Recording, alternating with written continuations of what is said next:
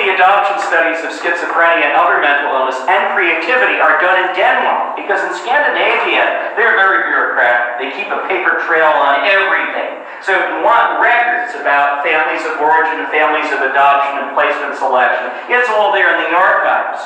But however, there, as in some other places, but especially there, there's something called the selective adoption effect. In that, consciously or unconsciously, it's pretty clear that when children are presented to a state adoption agency, they're usually placed with families that have something in common, quite often social class, with the family they came from. It's very rare that you're going to find, for example, a kid from an impoverished background being placed for adoption with a rich family. Not happening. This makes it very difficult to disentangle genetic from environmental effects. Definitely, all human behavior is determined by both genetics and environment. But in many cases, we'll never figure out the precise relationship, and it doesn't even help. It doesn't lead to any treatment or anything else. Her arguments for a biological origin for manic depressive disorder based on response to drug treatment are problematic, since response to treatment of any kind doesn't imply anything about the cause of the illness. Extraventivus logic. If something works to treat it, then there must be a problem with whatever that drug works on. For example, we all use aspirin, right? Or one of the other NSAIDs. Aspirin works on a neuromessenger involved in the mediation of pain called prostaglandins. It affects that particular chemical. If you use the logic that some of the psychiatrists like Jameson used, that if I take aspirin to calm a headache pain, that means my headache was caused by a problem with my prostaglandins being out of whack or out of balance. And if I take aspirin for arthritis, or because I get in a fight with somebody and they punch my lights out and I have a big shiner, that means that arthritis, being punched in the eye, and headaches are all caused by the same chemical problem.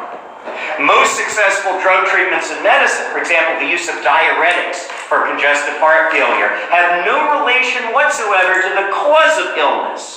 In psychiatry, problems clearly caused by environmental factors like PTSD may be suppressed by medication, and it's very commonly used treatment of either veterans or survivors of sexual abuse.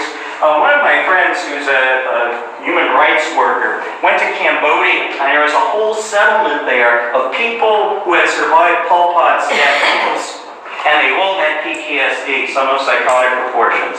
And the government had given them Prozac as a benefit, as a way of taking care of these folks. Well, again, bureaucracy. Somebody forgot to send in new prescriptions.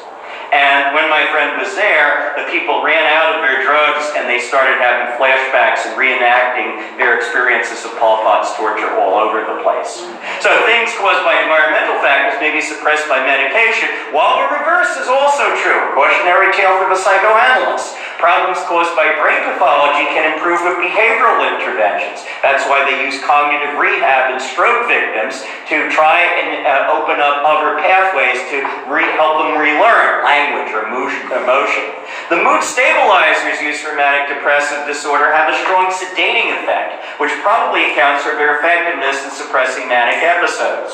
And lithium, interestingly enough, lithium was originally used as a salt substitute for people with high blood pressure and heart disease, because it was thought to be less toxic. They even had lithium beer at one point back in the 30s and 40s. But then people realized lithium will kill you if you have enough of it, so it's probably not good as a diet aid. What is lithium?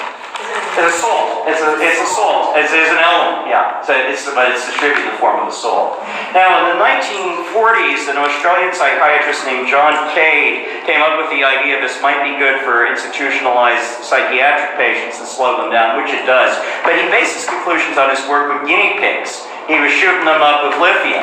And it's now strongly suspected that the guinea pigs were calm, not because of any anti-manic effect, and I've never seen a manic guinea pig, I'm not sure I want to, but that by the time that he was finished with his study, the guinea pigs were half dead already from lithium poisoning. So of course they didn't move terribly much.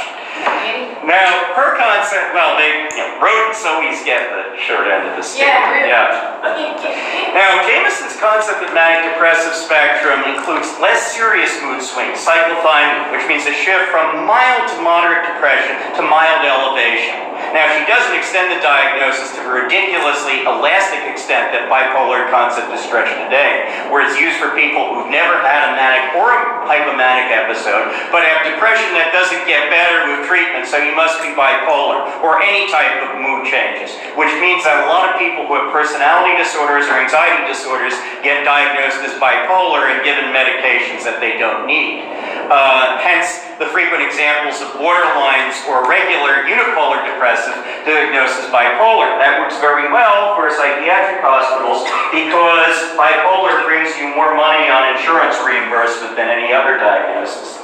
Back in the 80s, there was a facility in New Jersey called Fair Oaks, which would take depressed kids who were having problems in school, diagnose them as bipolar, shut them up on the unit, and charge their parents insurance lots of money. In fact, they eventually got shut down because they actually abducted a few kids from school for that purpose.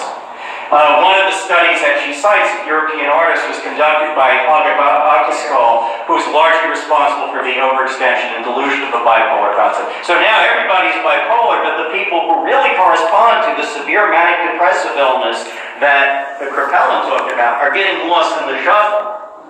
She's incorrect about manic depressive episodes not being correlated with environmental factors. There are a lot of quantitative measurements to show that they can be triggered by events in life, like losing a job, like losing on the stock market, like divorce. In addition, more recent quantitative studies have demonstrated a strong correlation between manic depressive illness and history of childhood sexual abuse. And this is another place where she goes off.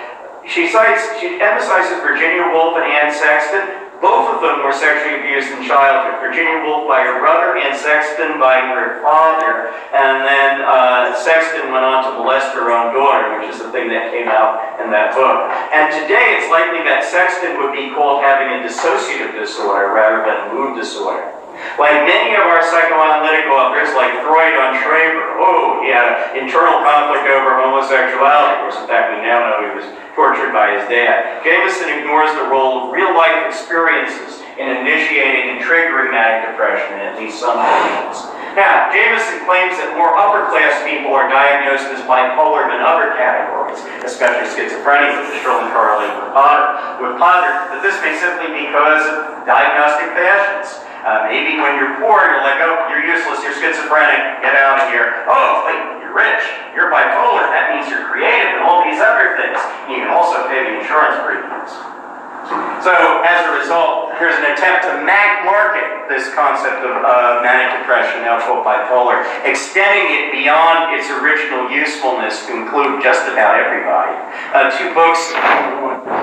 On the right, you have David Healy's book. He's a biological psychiatrist from Britain. He definitely thinks that manic depression is a biological illness, but he thinks the extension of it, the way psychiatry has done it today, is absolute nonsense. He also does not believe that the medications used for it directly affect the disease process itself. They just calm people down. The other is a